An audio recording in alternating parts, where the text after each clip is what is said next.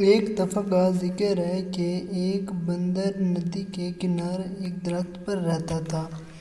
بندر اکیلا تھا کیونکہ اس کا کوئی دوست یا خاندان نہیں تھا، لیکن وہ خوش اور مطمئن تھا۔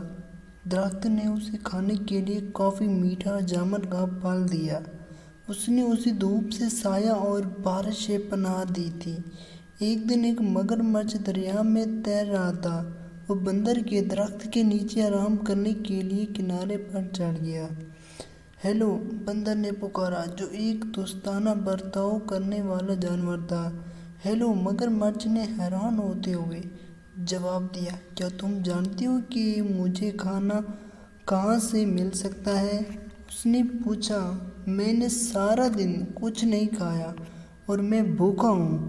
اب آپ سوچ رہے ہوں گے کہ مگرمچھ بندر کو کھانا چاہے گا، لیکن یہ بڑا ہی شفیق اور شریف مگرمچھ تھا، اور یہ خیال کبھی اس کے دماغ میں نہیں آیا۔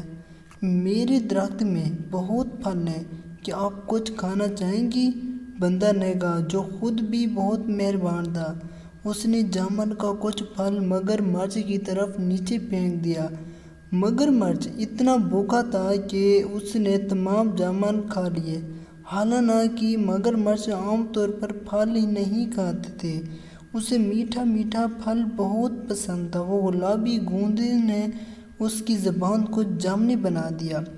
جب مگرمچھ اپنی مرضی کے مطابق کھا چکا تھا تو بندر نے کہا، جب بھی آپ مزید پھل چاہیں واپس آ جائیں۔ جلد ہی مگرمچھ ہر روز بندر کے پاس آتا تھا۔ دونوں جانور اچھے دوست بن گئے تھے۔ وہ باتیں کرتے، ایک دوسرے کو کہانیاں سناتے اور بہت سے میٹھے جامن ایک ساتھ کھاتے۔ ایک دن مگرمچھ نے بندر کو اپنی بیوی اور خاندان کے بارے میں بتایا۔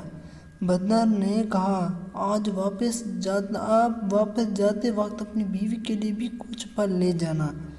مگرمچھ کی بیوی کو جامن بہت پسند تھے۔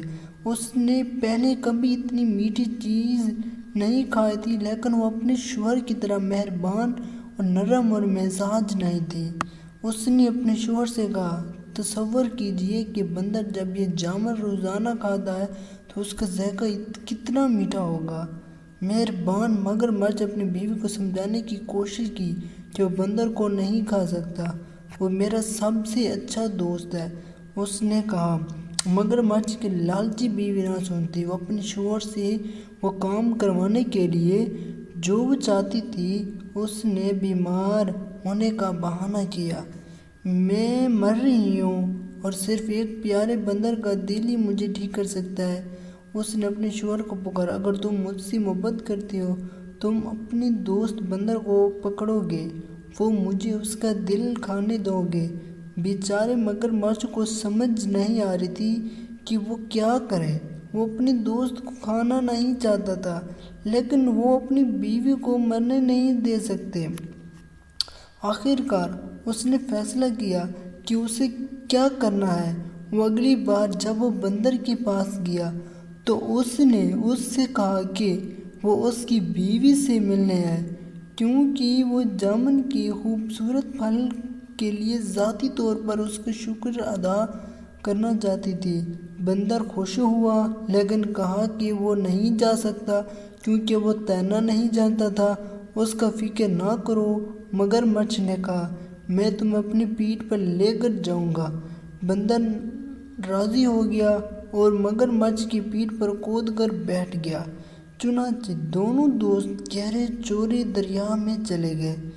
جب وہ کنارے اور جامن کے درخت سے بہت دور پہنچے تو مگرمچھ نے کہا، مجھے بہت افسوس ہے، لیکن میری بیوی بہت بیمار ہے اور کہتی ہے کہ بندر کا دل اس کا علاج ہے۔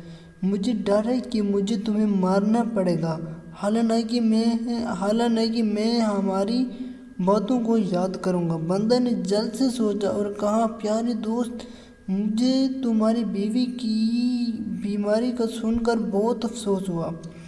مجھے خوشی ہے کہ میں اس کی مدد کر سکوں گا، لیکن میں نے اپنا دل جامن کے درخت میں چھوڑ دیا۔ آپ کو لگتا ہے کہ ہم واپس جا سکتے ہیں؟ تاکہ میں اسے لا سکوں۔ مگرمچھ نے بندر کی بات مانی اور مڑا اور تیزی سے تیر کر جامن کے درخت کی طرف گیا۔ وہ بندر اس کی پیٹ سے چھلانگ لگا کر اپنے درخت کی حفاظت میں چڑھ گیا۔ میں نے سوچا کہ میرے دوست ہیں تو آپ میرے دوست ہیں، اس نے پکارا۔ کیا تم نہیں جانتے کہ ہم اپنے دل کو اپنے اندر رکھتے ہیں؟ میں پھر کبھی تم پر بھروسہ نہیں کروں گا اور نہ ہی تمہیں اپنے درخت کا پھل دوں گا۔ چلے جاؤ اور واپس نہ آنا۔ مگرمچھ نے اپنے آپ کو بہت بے وقوف اور محسوس کیا۔ اس نے ایک دوست اور اچھے میٹھے پھل کی فراہمی کھو دی تھی۔ بندر نے خود کو بچا لیا تھا کیونکہ اس نے جلد ہی سوچ لیا تھا۔ اس دن اس نے پھر کبھی مگرمچھ پر بھروسہ نہیں کیا۔